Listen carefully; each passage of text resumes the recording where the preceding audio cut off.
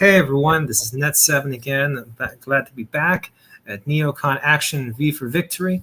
And I'm joined by a good friend, the Politicrat. Politicrat, how you doing tonight? I'm doing all right. A little sleepy, but I figured, you know what? Why not end the night out with a nice stream with my dear old buddy Net7. Hey, there we go. Politicrat's not a neoconservative like me, but hey, Absolutely not. friend, yeah, but I've got friends in many places. I've got lots of good friends. In fact, I'm still good friends with the libertarian guy named Jeff, who was running for office out here in Arizona, and now he's calling himself the libertarian nomad or something like that. But hey, so everyone, tonight's video is going to be about well, the god-awful speech that I had to endure over at ASU tonight, hosted by the ever awful and the ever always trashy the ASU branch of the College Republicans United.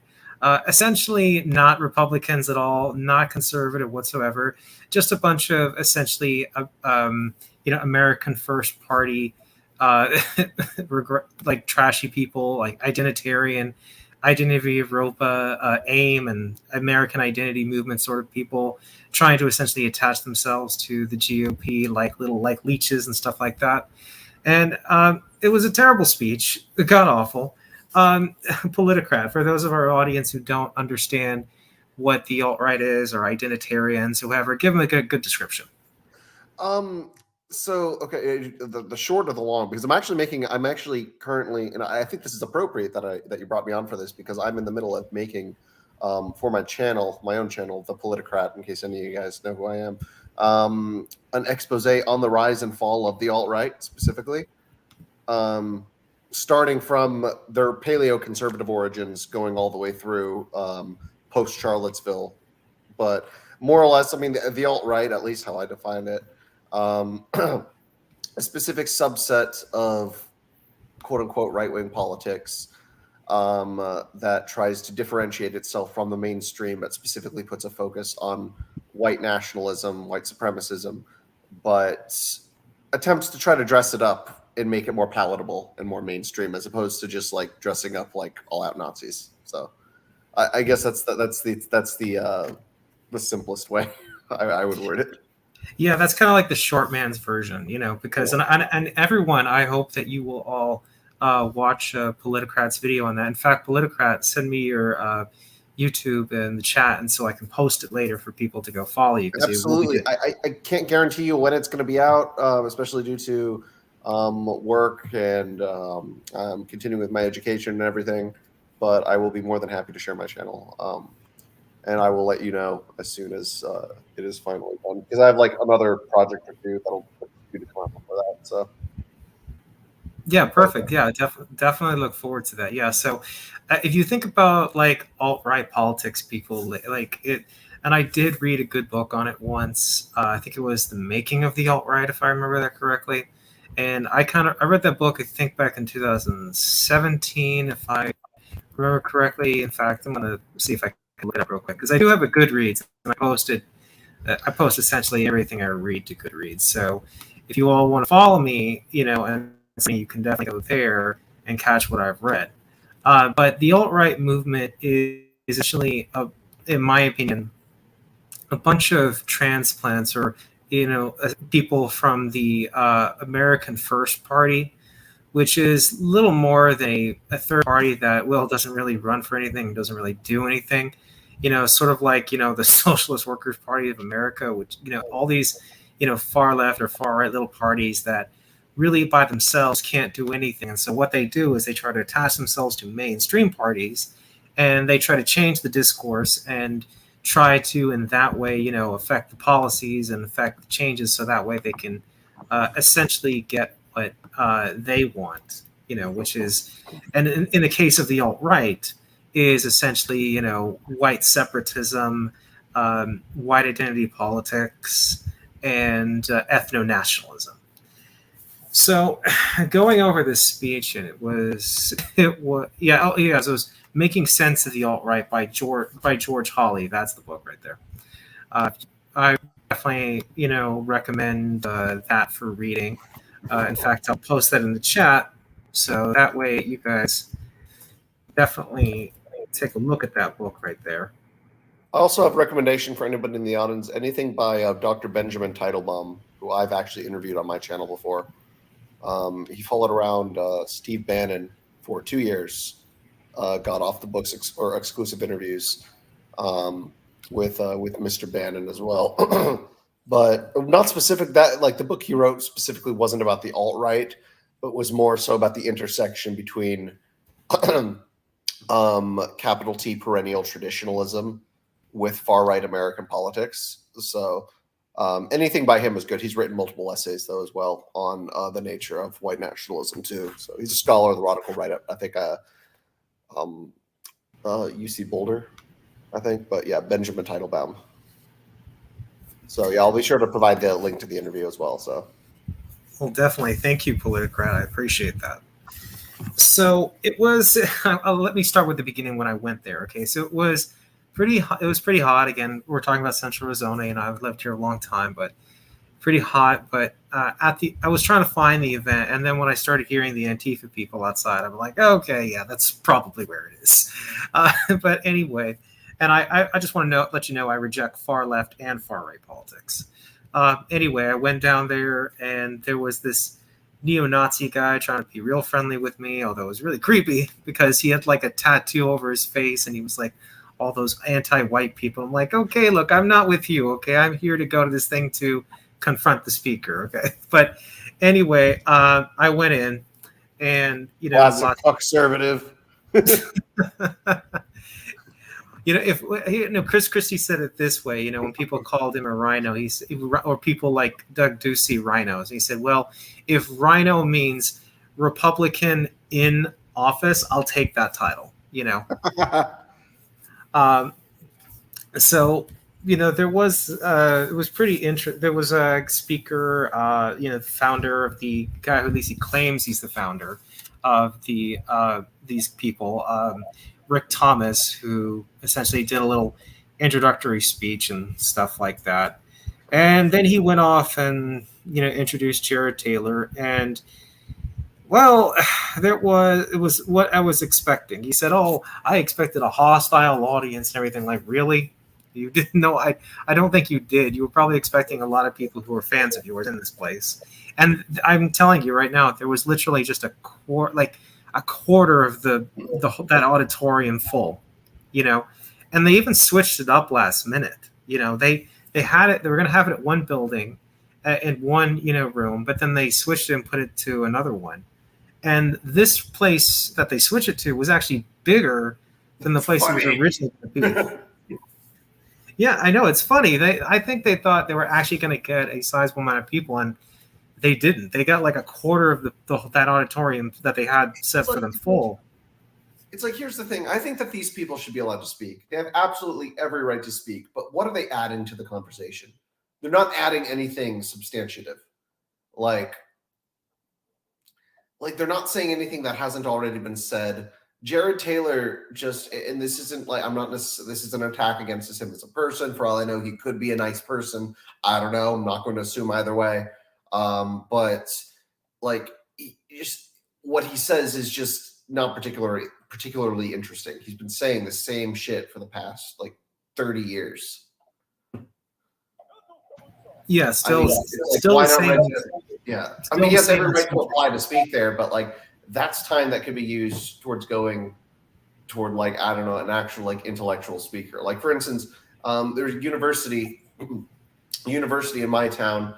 They rented out an entire auditorium to like a drag show or something for students, and it's like, why are you using like the educational institution's money for something like this? It's like, yeah, if like they're privately invited by a specific club, that's one thing.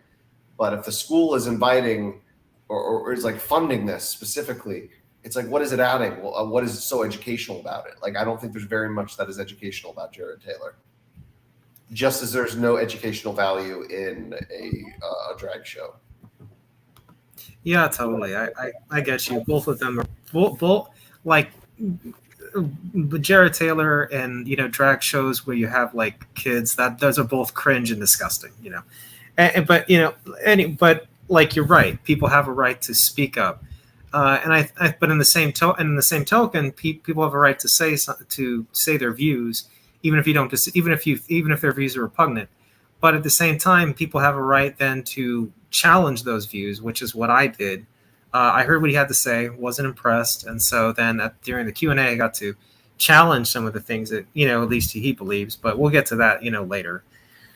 So he talked about it's like if like saying like, oh, why are those people outside and why did they disagree with me? It's like if I was crazy, they would welcome me because I could be dismissed. And he was saying that race is a reality, not a social construct, all that typical identitarian dribble. He was like saying that, people fool themselves in that even babies know the difference. Like, what are you talking about? And essentially trying to, and also saying like, oh, guess what? Ancestry.com, can tell what race you are. So it means that therefore it's inherent, but then he started saying, because Ancestry.com can tell the difference between genetics, then that is the be all end all. That's kind of dumb. Well, it is. It's like Ancestry.com like tells you your ancestry. It can tell you where you come from, and that it uses scientific, data and scientific, to do that. But this is where Jared Taylor went from went from science to made up science, in which he was essentially saying that he started saying that essentially white people have an IQ average of 100 and that we're just smarter than everyone else except Asians. Asians have an IQ average of around 103 to 105.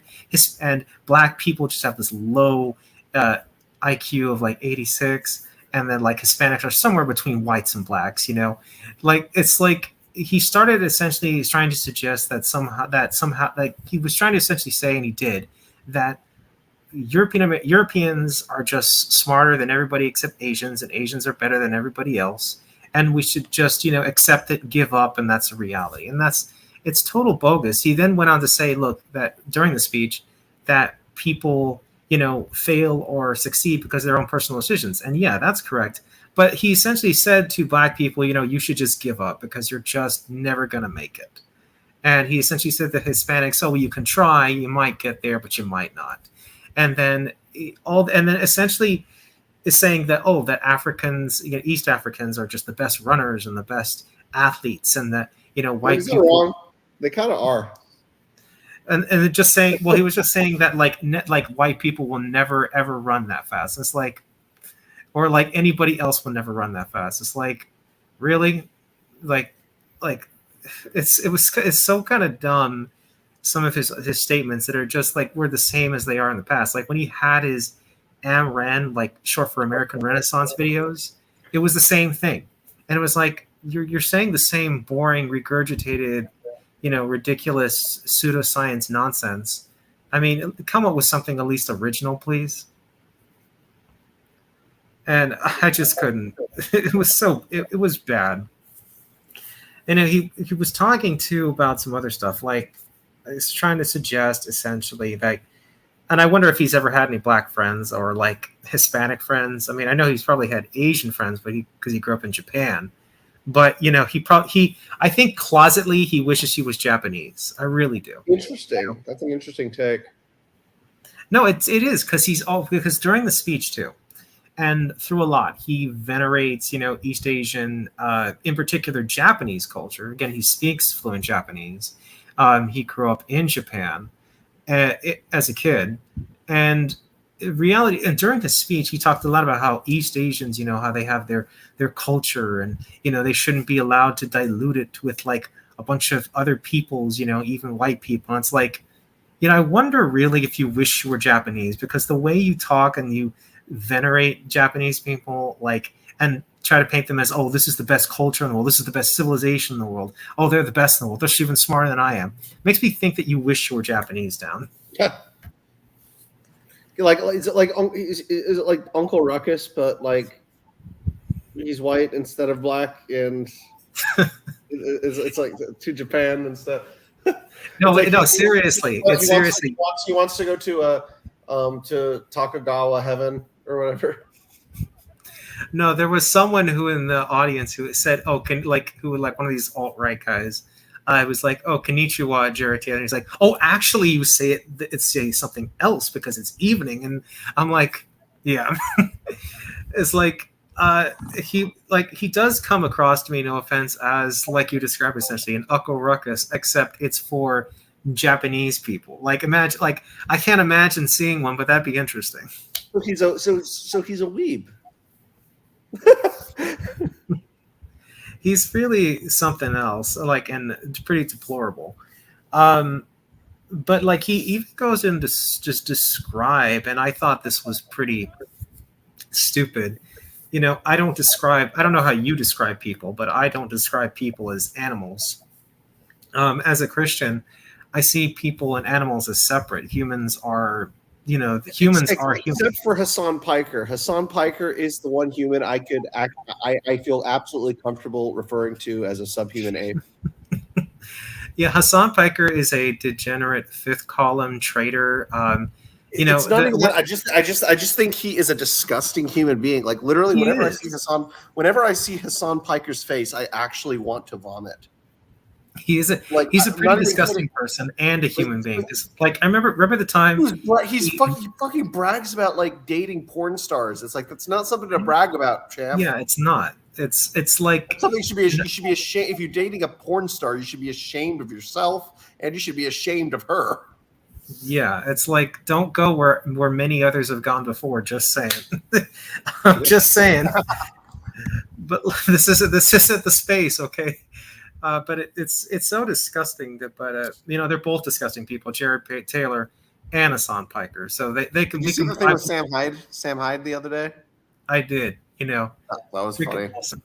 And then awesome. And Hassan is just like crying like a little bitch in the reaction. And here's the thing: it's kind of funny how people like him want people that they don't like to get to say the same thing about other people. And then they're like, "Oh, well, it's freedom of speech." But then, like, someone does that to them, it's like, "Oh my gosh, the world is ending!" Like, it's awful. Like, I'm under attack. Grow up. But like going back to some of the things that like throughout the speech that Jared Taylor went through, he kept mentioning, at least during the beginning part of his speech, up to like I think the third or like 40% of the way.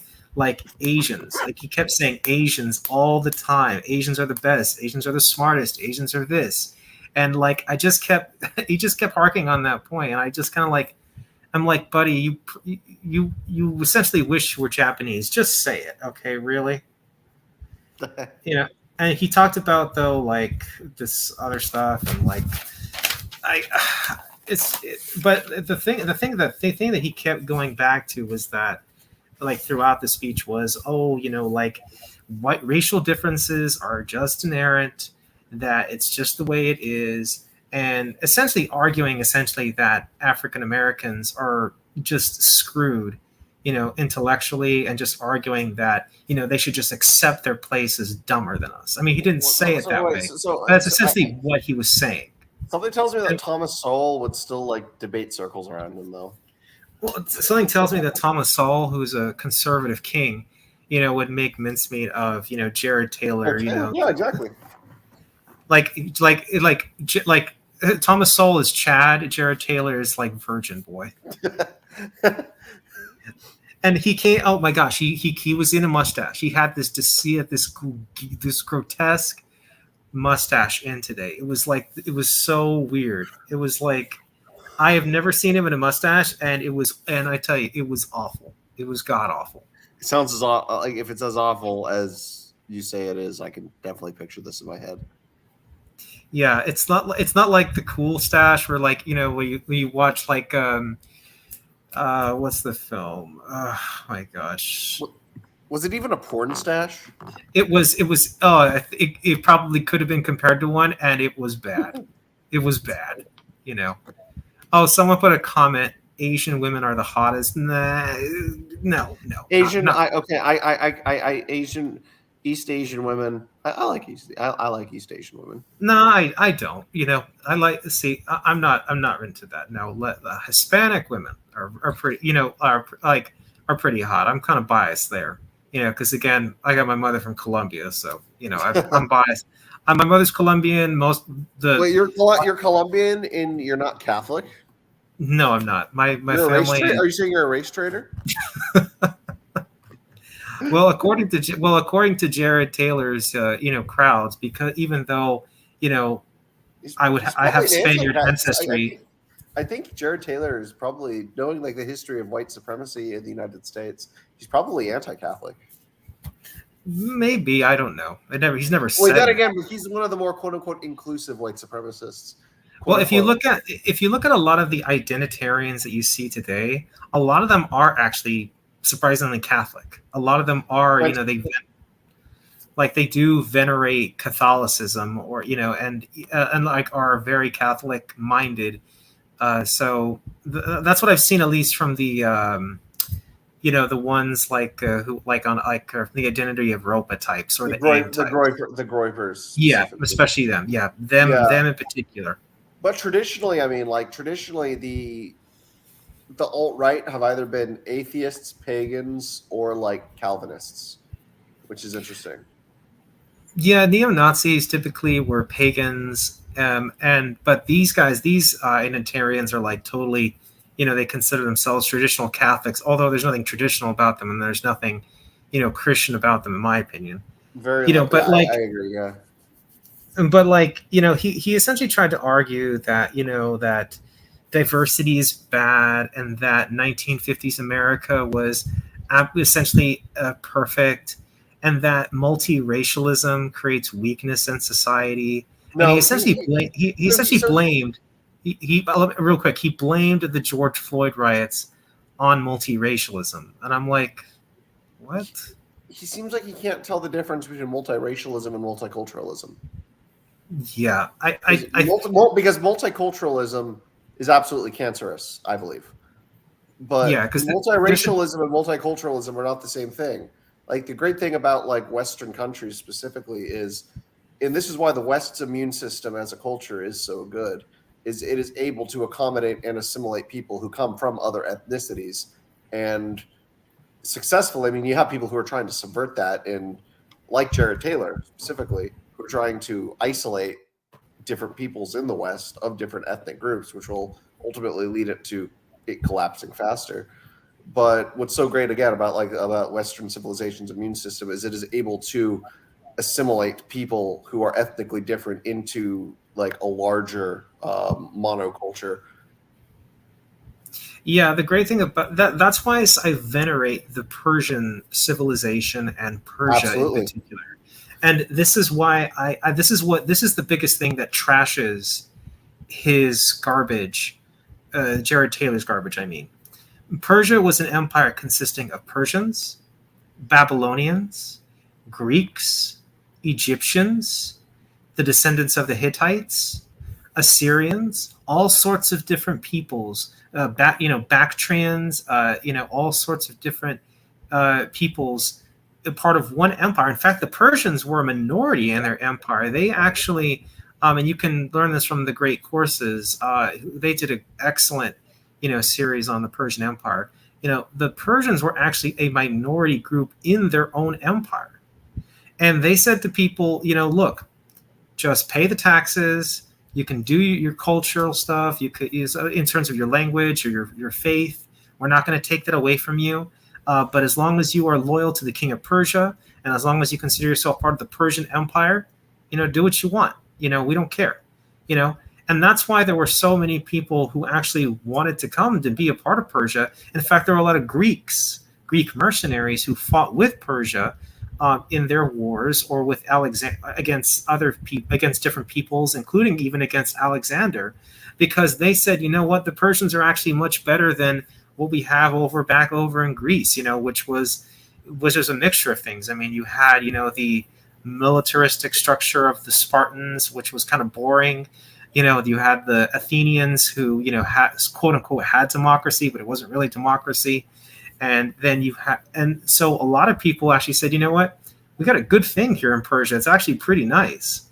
I think, the Persian civilization stands as a testament, and America is a continuation of that, because America says to people, you know, it doesn't matter where you come from, whether you come from Germany or Japan or, uh, you know, Thailand or from Iran or from Egypt or from Morocco or from Nigeria or from Colombia or from Brazil. You're all Americans because you see your identity as you being an American, a part of this American. Same with Rome too. Eventually, when they came along. Yeah, so that's the great thing about it is, and so that really takes if you will, I mean, the examples of Persia, and the example, you know, to an extent even Rome, and the extent also, you know, really just should take the ethno-nationalist ideology, the white separatist ideology of Jared Taylor, and just put it back in the grave where it belongs. You know, I don't believe, you know, it's definitely been just like leftism. It belongs in the trash bin of history. That's basically where that ideology has been swept. Yeah, I mean, just like communism, which we know is a failure and has always been, and, you know, and has been one of the worst failures in history, you know, millions upon millions dead. Same thing with ethno-nationalism, is a failed ideology too, and it belongs in the trash bin, you know, where it belongs. You know, and I just don't understand how people don't, you know, recognize this with such, you know, failed ideologies. You know, it just, they I think with Jared Taylor is with him, when he cannot let it go because he just can't. He has willed himself in his mind that no, this is the way it is and this is how it has to be. And we have to take those ideologies and just throw them in essentially right there in the trash bin where they belong, you know, opinion discarded. Yeah. I also find it kind of ironic. It's just kind of like a fucked up irony. I don't know if I'm allowed to curse on your show. I don't know what your thing is. Screwed up irony, whatever. But the fact that the Jews were saved from captivity in Babylon by the Aryans. The Aryans were the saviors of the Jews. And then look what happened. Then you had the Nazis who called themselves Aryans that ended up exterminating 5.7 million of them. Yeah, here's the thing about, you know, Jared Taylor is that another thing that he used in his speech, you know, he uses this example a lot, which is kind of foul. You know, and he says, you know, we just fail to recognize that there are just differences. He used the marshmallow example, you know, saying that, oh, well, certain kids take the marshmallow and certain kids don't take the marshmallow because they see that they might get a second marshmallow. Like, this was one of his, like, oh, gotcha moments. All right. So the fact of the matter is that when kids grow up, kids who grow up with a more structured home, kids who grow up with a father, typically, and a mother, or at least the parents are there for the kids. You know, they're not, like, you know, dealing with issues and stuff like that, and teach them, you know, good moral values. And I would think usually Christian values, but it doesn't have to be necessarily Christian. It could be good, you know, values, whether you're in a Muslim household or a Jewish household, or even another household, as long as you're told, you know, basic moral principles. Kids from those sort of homes, in those sort of examples, tend to say, okay, well, I've been told not to touch this, so I won't. And I've been told also that if I wait, I'm going to get another one. So why not?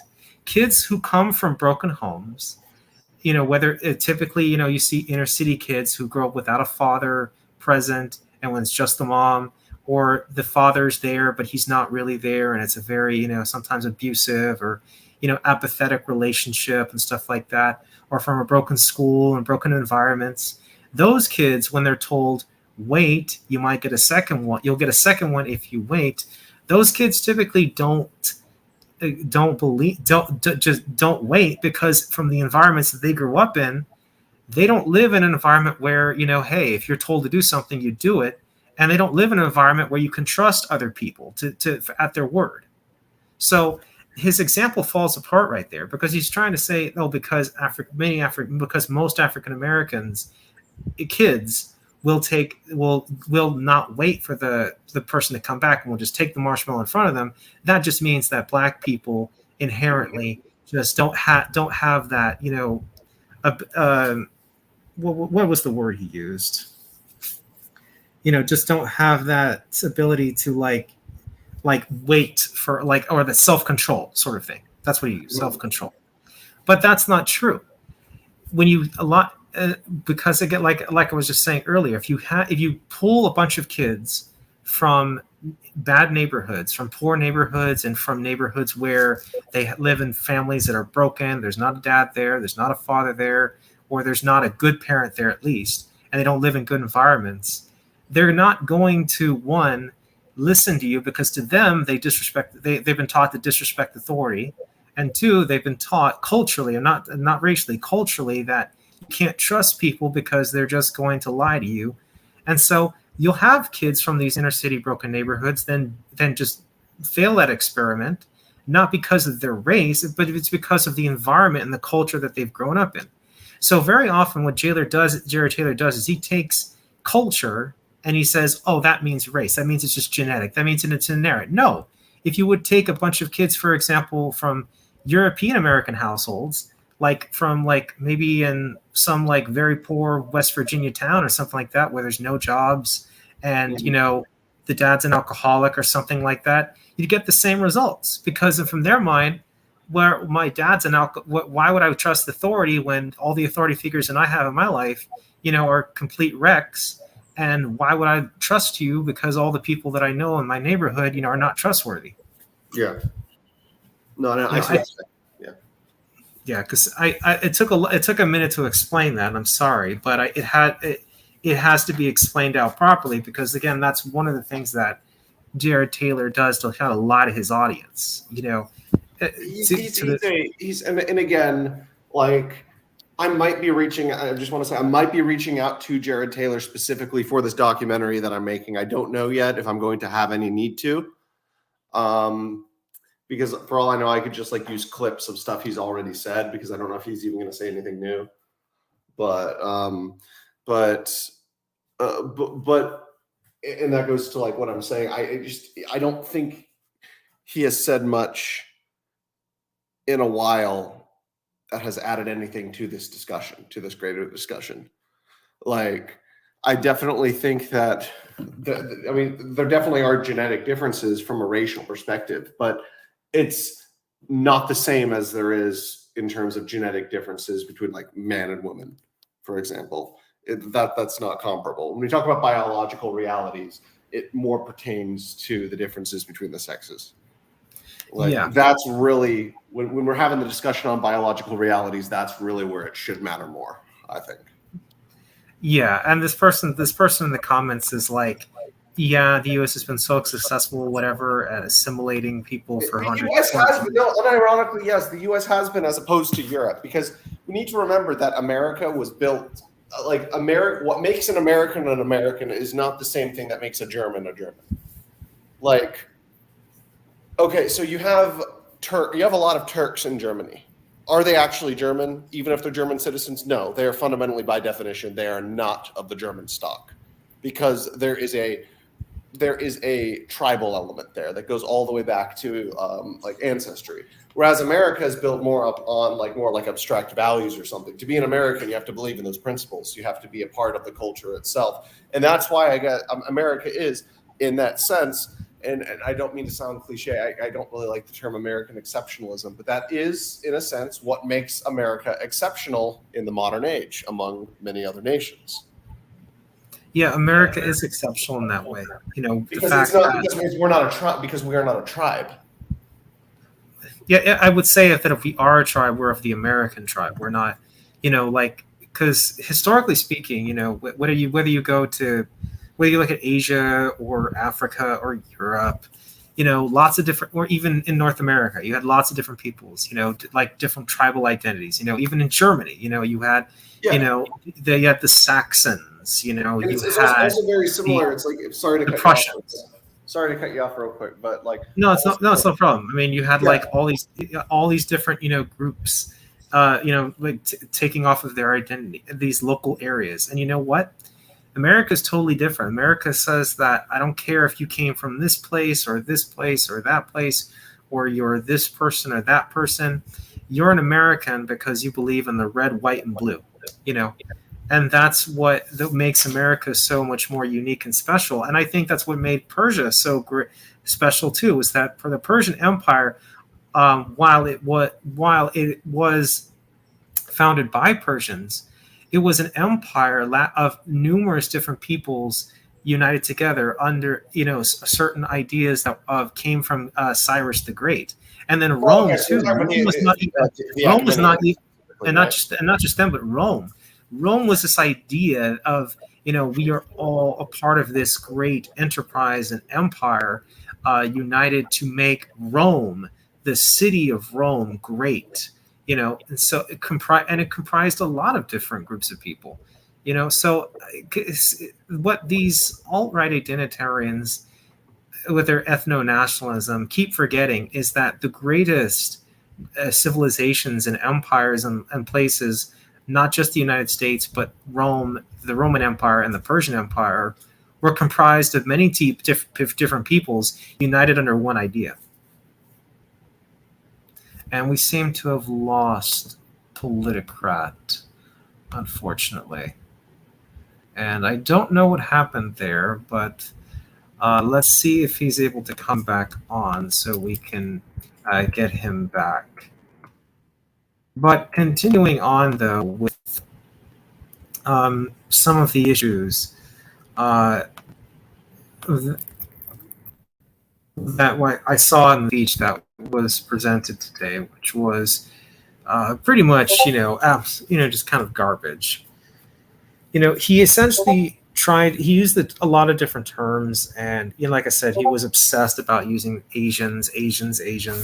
But another term he kept using, like they're trying to get us whitey or stuff like that. It was kind of silly, stupid, and cliche. I mean, it reminded me of something that I've heard of, like from a black nationalist. Essentially, black identitarians too, like get whitey or something like that. It's like, this guy, Mr. Taylor, is just so obsessed about this, and it's pathetically, dumb. And I think now, I'll go, after having, talked about enough about that, boring, cliche, anti-American, even speech. I think I'll now go into the elements that, also were delved not even just into anti-Christian statements, but also even to an apathy towards abortion. And I think that one of the points I'd like to bring up here is when I asked him a question. I did get up and I did, call out the group holding that meeting, because they're not Republicans. They're from the American First Party, a bunch of weirdos trying to transplant themselves into the GOP. And of course, I reject them. And and every good Republican rejects them. I mean, the ACU Republicans essentially made a statement rejecting them.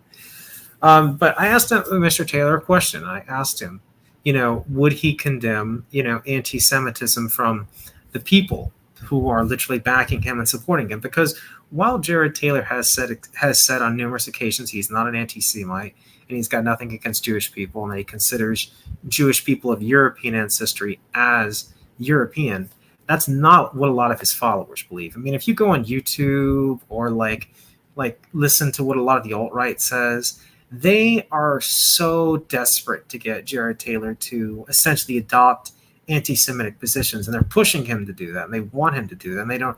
And I asked him simply, would you how would your friend, Paul Gottfried? And for those of you who don't know who Paul Gottfried is a Jewish intellectual who essentially he considers himself the man who coined the term alt-right with Richard Spencer, although they've had a falling out apparently, and I can see why, because Richard Spencer eventually became an anti-Semitic person, but apparently Richard Spencer and Paul Gottfried worked together on coining the term, and Paul Gottfried is a paleoconservative intellectual thinker, probably one of the more well-known paleoconservative intellectual thinkers. I essentially said, what would your friend Paul Gottfried think about, you not condemning all the anti-Semitism from, the very people who follow you and support you? And I added in that question that you probably do it because you're afraid that these people will abandon you. He said, "Well, you ought to ask him that question." And it was a clever diversion away, because the whole audience applauded. Oh yeah, but he just didn't say it, and here's why. He would not condemn it, because the reality is that a lot of those people in that audience and a lot of those people who follow him are rabid anti-Semites. They are totally anti-Semitic. A lot of them are. Not just okay. I'm not just talking red ice. I'm talking TV, which is pretty explicitly anti-Semitic. I'm talking a lot of the new identitarians that have popped up. A lot of these identitarians, and they are totally explicitly anti-Semitic. And we got the Politicrat back. Yeah, I'm back. I'm sorry, I don't know what happened. No, that's fine. No, all of a sudden, like from my speaker audio from my computer, it was like scratchy. Like you sounded like a robot. Like you weren't roboting, but it sounded like some weird thing with the speaker. I don't know what it was. Yeah, and well, that's all right. It's glad to have you back. I was just discussing the question I asked Mr. Taylor. I essentially, to summarize it, just try to ask him, would he condemn anti-Semitism from the people who follow him, and he didn't do that. Because the reality is, doesn't he at least on paper condemn anti-Semitism though?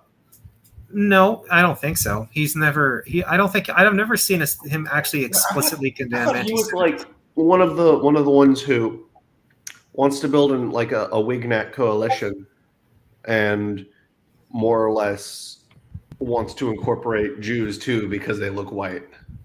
Well, he does, but but he won't say it out loud. He won't say it out loud because he's got more followers who are rapidly anti-Semitic, and he doesn't want to lose them. He's essentially tiptoeing that line, because he was asked later on in the speech, by someone else, not me. He was essentially asked, "Are Jewish people European or white?" And he said, "Well, those who are of European ancestry, Ashkenazis, yes, are white." But he would not. While he said yes, they're white. I would agree with that. I'd actually agree with that point. Ashkenazi Jews are 100% white. Well, he wouldn't condemn anti-Semitism. That's the thing. That's the problem, though. Yeah, exactly. Yeah, because he knows that a lot of his followers essentially are anti-Semitic, and he doesn't want to lose them because he would lose. Because those are the people who are buying his books. Does he write books? He does actually have a couple books. You can find them on his website, like American Renaissance. He actually has sold. He is selling he is selling several books there. Amren is, as far as white nationalist websites go, Amren is actually fairly competent. Like, I would not recommend them. Like, they're not a credible source, but like Amren and Countercurrents are like the closest things to like white nationalist websites that at least have like a pseudo they're at least pseudo intellectual, as opposed to places like the Daily Stormer when that was around, which is just Nazi trash. Well, because he wrote this book, If We Do Nothing. And that's where I came up with the idea of my question about Paul Gottfried, because Paul Gottfried is a well-known Jewish paleoconservative thinker. Mm-hmm. And who came up with the term alternative right originally, actually, referred to a revitalization of the paleoconservative movement. That's exactly what I'm working on when, sorry to shill for a second, but with the expose I'm currently working on for my channel, the documentary on the rise and fall of the alt-right, that's what I start with. I start with Paul Gottfried specifically. And what's interesting is in doing my research, I found that the reason the alt-right collapsed was post-Charlottesville. Charlottesville was supposed to be like their great victory, but it was really their great defeat. The main cause of the division was because you saw two factions that emerged afterwards. You saw the Jared Taylor faction, and you saw like the Chris Cantwell faction. So the Taylor faction were known as the optics cucks. That was what their faction was referred to as in the split. They were the ones who wanted to continue making white nationalism more mainstream, They wanted to take it in a very specific direction. They wanted to give it an intellectual vibe. They wanted to wear nice clothes. They wanted to get rid of all the iconography. They wanted to fundamentally mainstream the movement. Whereas on the other side, you're like, no, you guys are cucks. You guys just care about optics. We want to be unabashedly serious about what we believe. We're unironic Nazis. So these are like the Kurt Metzgers, or not Kurt Metz. Is it Curtis Metzger? Something. Chris Metzger? I don't know, but the Strasserist guy. You just say like Christopher Cantwell, you know. Christopher Cantwell, yeah. I mean, he's like the younger generation, but Metzger was like the old school Strasserist in California who got arrested multiple times. But either way, yeah, the Chris Cantwell side, and then just to give a general idea, the centrist between those two would be someone like Richard Spencer, and I say centrist quote unquote, just like in terms of the wings. But that's really what tore the alt-right apart. What if they should try to make themselves look more legitimate, or if they should 100% embrace the Nazism, if they should get rid of the Nazi aesthetic, or if they should embrace the Nazi aesthetic. So it's so stupid because, and then the alt-right fell apart. You saw some of them who became more moderate and just became regular Republicans again. Some of them who moved to the left, actually, again, interestingly enough. Some of them who like retreated into super extremist echo chambers, and then some of them who evolved and refined their strategy, refined in quotes, and became like groypers and that sort of thing. Well, I mean, I don't think the groypers really refined their strategy. They're just they may not necessarily. I mean, they're like the evolution of it. Yeah. Well, here's the thing: they're not neo-Nazis per se, but they like are explicitly, you know, hostile toward, you know, people, you know, who are, it's like to people who are, you know, like gay, or people who are like, you know, in interracial couples. So they're pretty much like, oh, I think Wyatt says it perfectly. They're like racial syndicalists. You know. It's hilarious too because Nick Fuentes is Latino. Yeah, it's hilarious. Well, remember, Mexico did have actually its own neo-Nazi movement that shilled for Nazi Germany, I think, in the 30s. So it is possible, yeah. I don't remember the name of it, but there was that, and in fact, the Azteca movement, or like the Aztlan movement that we have in America today, those people are the descendants of those people. So while the modern people of the Aztlan movement and Azteca people are like, you know, more are like on the left now, those people actually began on the far right. So those people who are far left today are actually their antecedents were far right. So it kind of switches oddly. But one thing that I want to bring up too that he talked about, he talked about, oh, well, we, you know, like essentially framing, oh, look at all these African American groups and all these Asian groups, et cetera, et cetera. And I just kept thinking, dude, no one's stopping anyone from creating a Serbian cultural group, or no one's stopping from creating a you know, a Welsh cultural group. No one's stopping you from creating you know, a Spanish or Greek or whatever. In fact, we have cultural festivals all the time in America, like I'm sorry, Serbian. I love to go in Arizona because we have it. I love to go to the Serbian festival. I love to go to the Greek festival. Those are really great events. And so when Jared Taylor says, oh, they're trying to essentially eradicate white culture, no. Those people on the far left, yes, many of them are anti-white. But you know what hurts, European culture in America? It's not, it's not those people. It's not those people. It's people who are of European ancestry, not essentially carrying on their traditions. I'd say that with immigration specifically, I'd agree. Because you have people on both sides who are both refusing to assimilate people from other cultures for completely different reasons, but ultimately, by consequence, what they're doing will ultimately end up achieving the same goal. So, for instance, you have people on the far right who are like, no, they're not like us. We don't want to assimilate them. They shouldn't be here. And so, in turn, they're alienating them and not allowing them to assimilate into the culture. They say, oh, yeah, they can never assimilate, but they're not even trying to help them do that. And then on the other side, you have like the multiculturalists. And what the multiculturalists are effectively doing is saying, no, trying to assimilate is fundamentally racist. You need to respect the culture. And so what they're trying to do is they're trying to, and by refusing to assimilate them as well, they're also more or less preventing them from being able to adopt the host culture as well, which causes them to isolate. It's like both sides are fundamentally trying to isolate immigrants that are coming into the United States for different reasons. In the end, it will ultimately end up leading to the same result. And it's frankly pretty egregious, especially because our civilization's immune system is dependent upon finding new stocks of people. And the West is unique in that it is able to, it's based on the idea of the individual.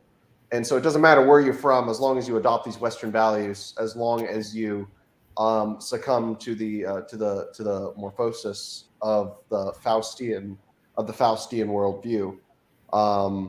If I'm going to use Spenglerian terms here, like that'll fundamentally make you a Westerner. Yet the problem is, and Douglas Murray talks about this in The Strange Death of Europe, if you've ever read that book before, like it's, in a way, it is Europeans, both on the far left and the far right, who are diluting the culture itself by refusing by any means necessary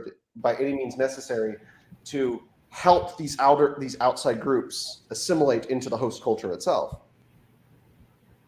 Well, I did read his book, Douglas Murray's book, War in the West, because that's a good one. I recently read that as well on audio.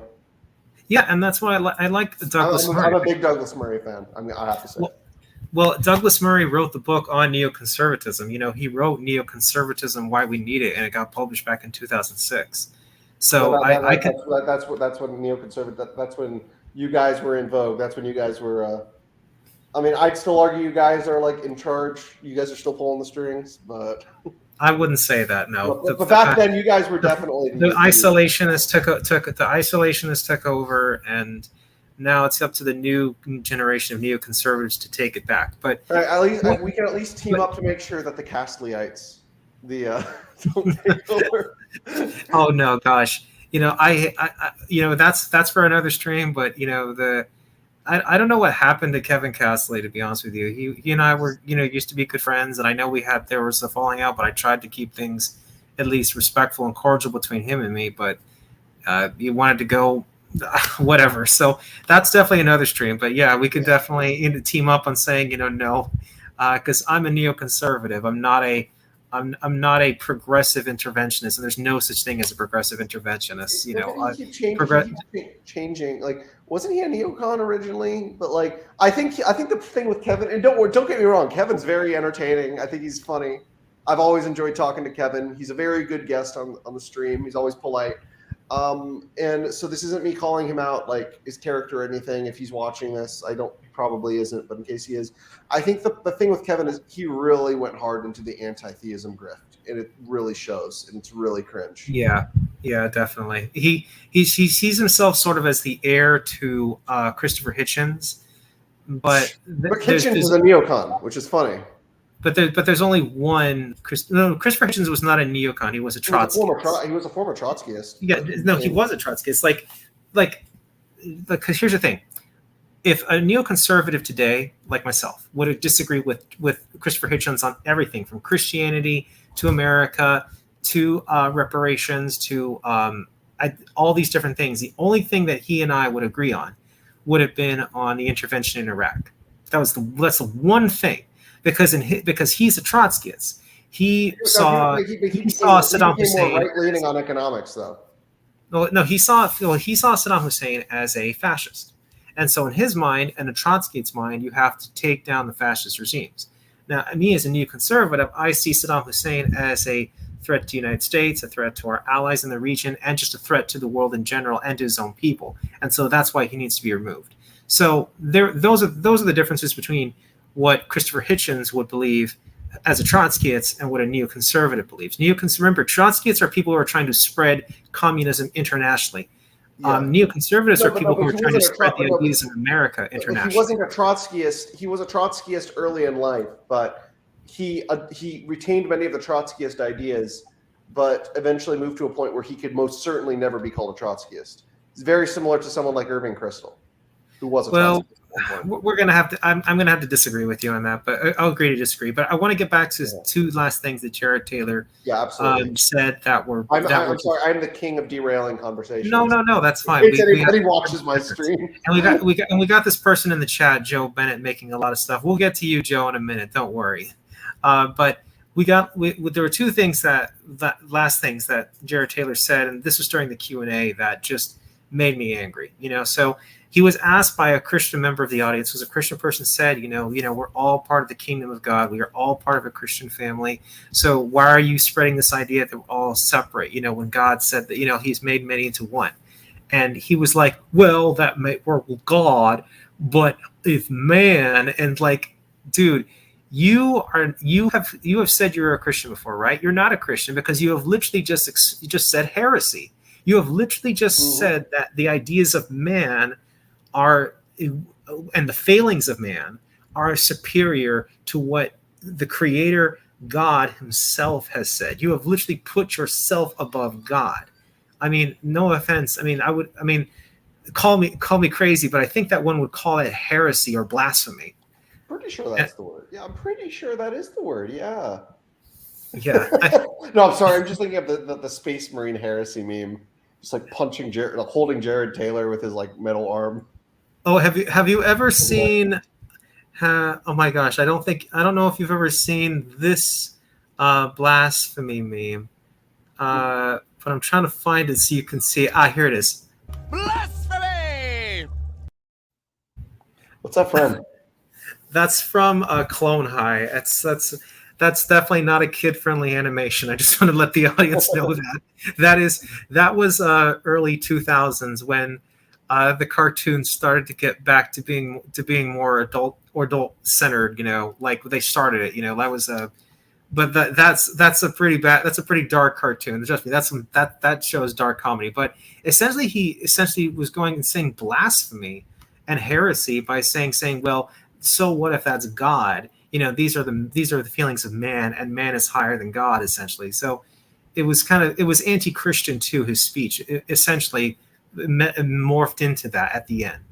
And so all those Catholics in the audience who are like Catholic identitarians are like, whoa, like at least they should be, but no, their ideas of identitarianism and white separatism I don't think you can say Catholic. Like I see, like there are definitely the Catholic identitarians, but I feel like they are vastly still, even though they're like very, very loud, specifically in the Nick Fuentes camp, but they're still vastly outnumbered by Christian nationalists.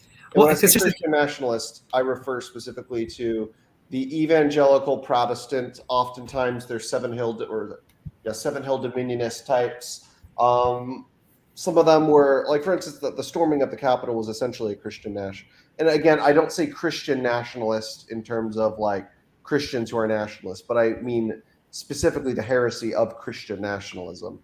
Well, I wouldn't say that. I would say the storming of the Capitol was essentially by those identitarian type people. Yeah, no, but I'm just saying what Wyatt was saying here about how leaning hard into symbolism and pretending to be religious in life. That's not just specifically with the with the Catholics, though, because mostly like you see it primarily today with the hardcore evangelical fundamentalist Protestants who their religion is informed by their politics as opposed to their politics being informed by their religion. And I'm talking about like the extreme fringe right here, like a lot of the people who are involved in like QAnon and that sort of thing. Well, like, I think a good person to watch on that was, he makes good content about this. You know who Phil Vischer is?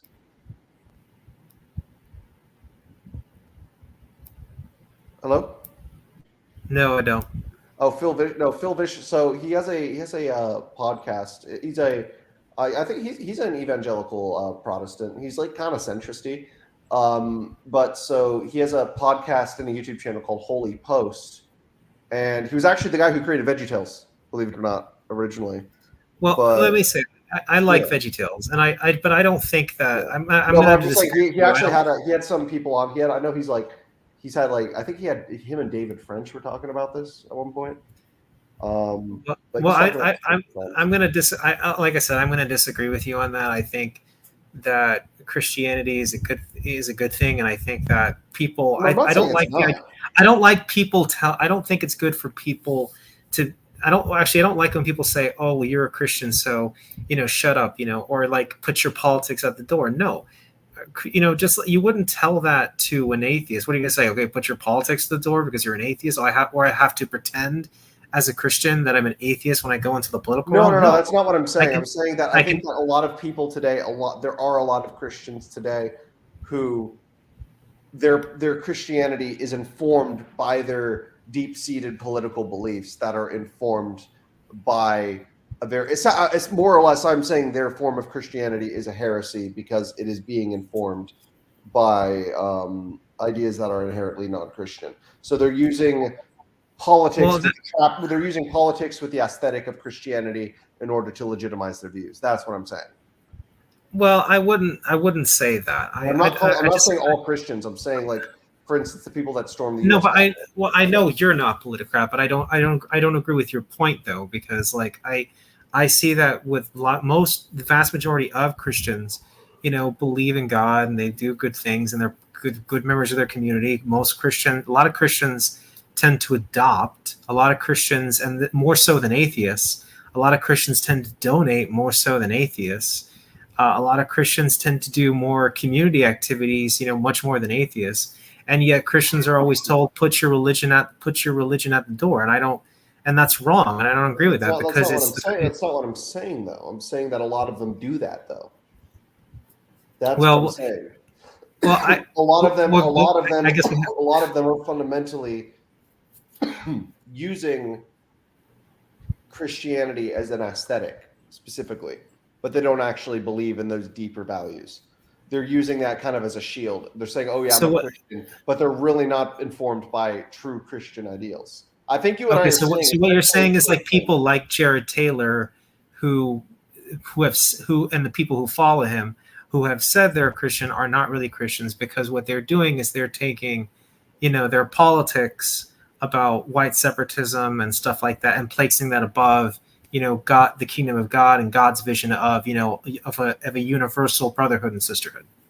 Sort of. I'm not even saying that they're not truly Christians. I'm just saying that what they're doing is they are fundamentally, at least from a Christian perspective, they are sinning because they are using Christianity as sort of a an overlay for their political motives, and that is where the heresy is. That is where the sin is, more or less.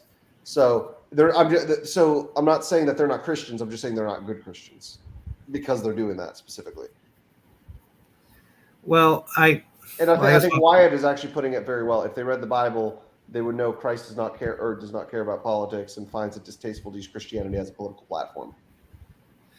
well, I can't say that 100% because like I mean, the again, Sermon on the as a Mount was a political speech. Fundamentally, you can make because that here's argument. because here's the thing: as a Christian, you're going to have beliefs that are fostered on that are going to make political beliefs. Like for example, most Christians should be anti-abortion Yep. because and that actually goes into my next thing, because Jared Taylor was asked a question about what's your opinion on abortion, because you're saying that you essentially want a whites only society, and yet abortion has now been banned, and a lot of people from different minority groups have lots of abortions.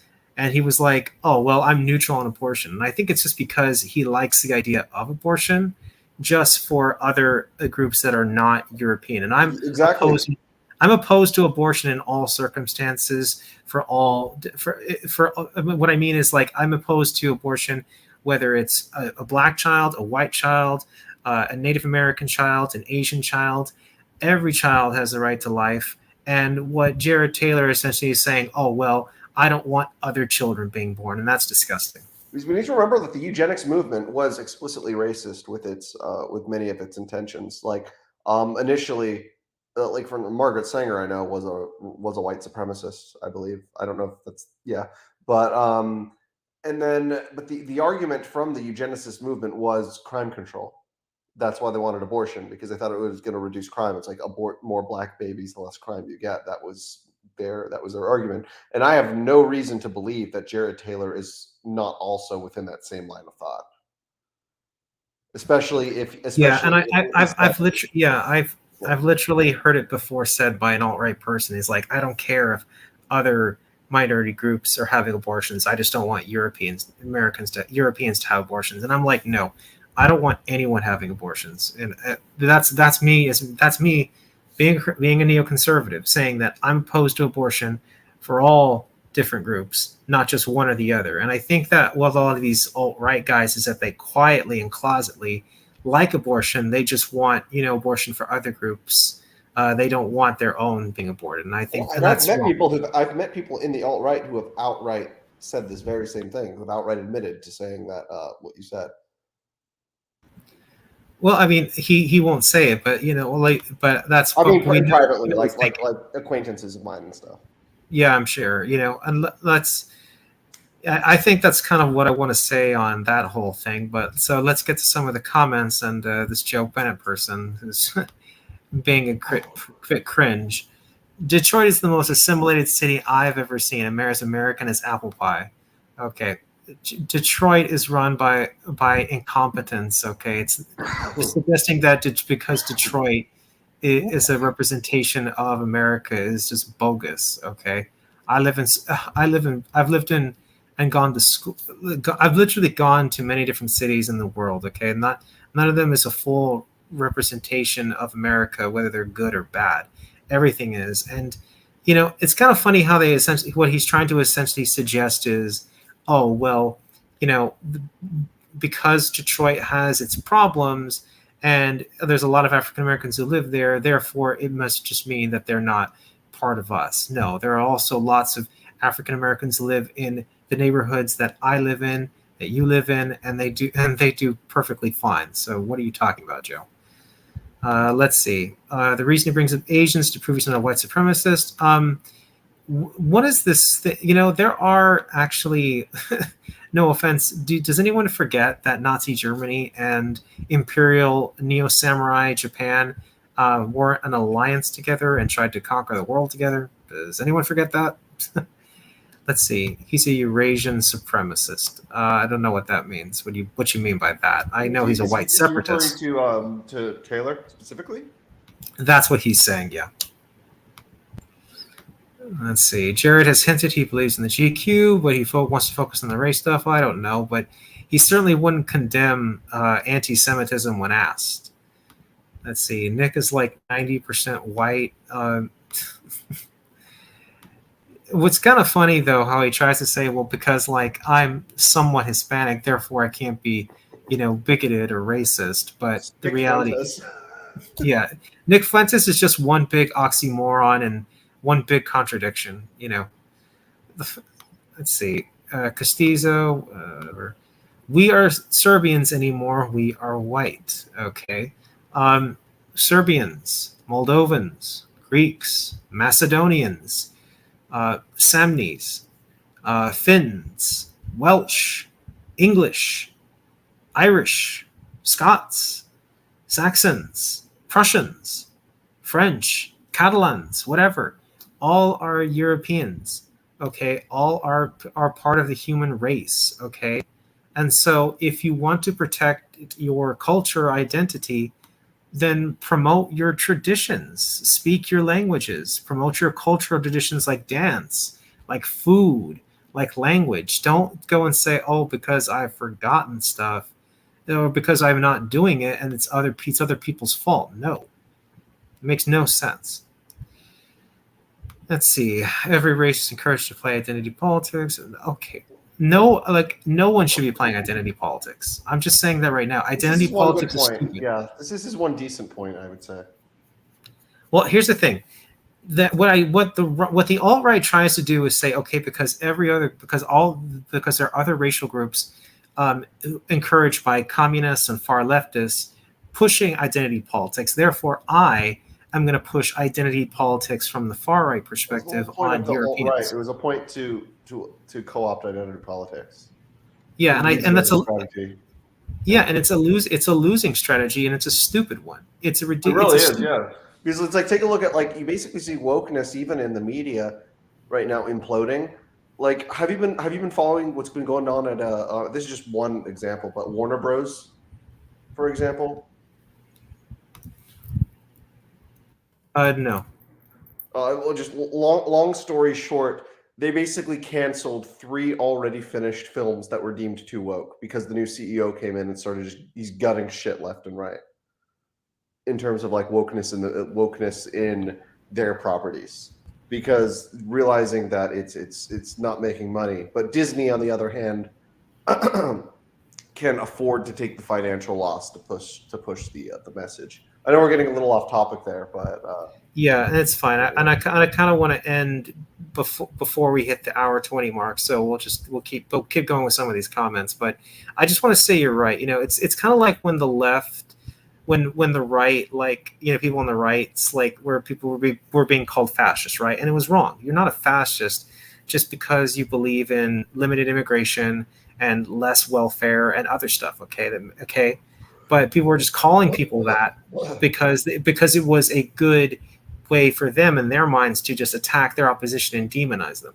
And then people on the right saying, "Oh, you're the fascist," and I thought that was stupid. I'm like, no, don't then call them a fascist because you're just playing this dumb game with them. If what you should say instead is just call them what they are. Call them a communist. Call them a Stalinist. Because a lot of those people in the Antifa groups are communists. A lot of them are anarchists. Call them what they are, and some of them even are full blown tanky Stalinists. So call them what they are. Don't say, "Oh, I'm going to call them a fascist because they called me a fascist." No, it's a dumb losing strategy. It's kind of like that right there. Identity politics, I hate it whether it's on the left or the right because it pushes an anti-American narrative, which is that it's about our racial groups and not about who we are as Americans. And so I hate it when it comes on the right or the left.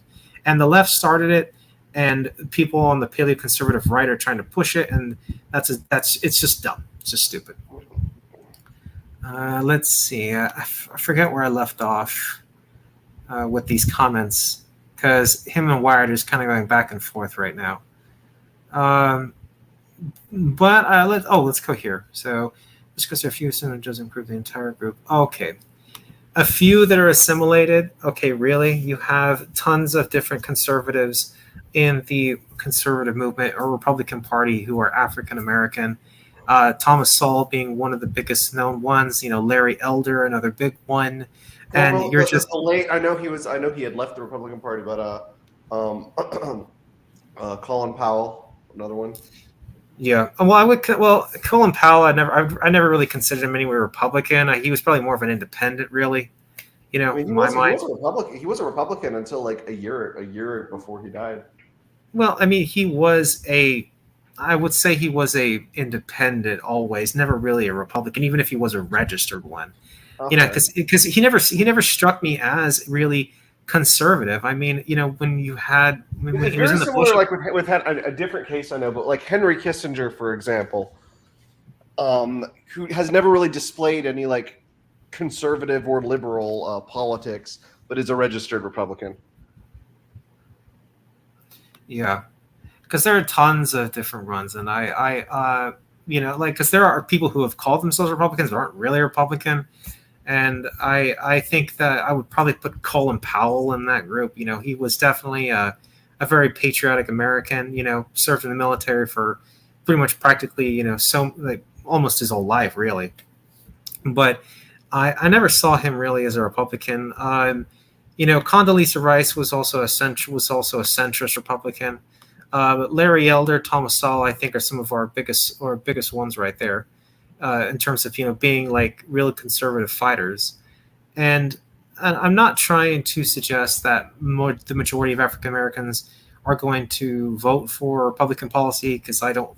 The reality is most vote on the left, okay, and I'm not the one to say, oh, we should just go.